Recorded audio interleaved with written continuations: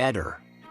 McAllister. Il cadavere di un uomo con i piedi legati, bendato e con segni di percosse, la testa piena di ferite, tagli e contusioni è stato trovato appeso al bordo della grande viabilità triestina, una arteria ad alta velocità di Trieste, poco dopo la galleria di Valmaura, sul tratto Campi Elisi-Valmaura, in direzione Muggia e Venezia. Sul posto sono intervenuti i sanitari del 118, i carabinieri, la polizia di Stato, la polizia municipale, i vigili del fuoco e il medico legale. Il corpo è stato rinvenuto per caso da alcuni operai incaricati dall'ANAS che stavano iniziando dei lavori di manutenzione sul posto. Si tratta di un uomo di età compresa tra i 40 e i 50 anni circa con una maglietta nera, camicia e pantaloni colore khaki. Il cadavere è stato legato al guardrail con fibbie e lacci. È possibile che sia stato appeso nel corso della notte o questa mattina. Non è ancora chiaro da quanto il corpo fosse lì. Il cadavere era sospeso all'esterno della strada, in una zona di vegetazione, poco visibile per chi transita con l'auto.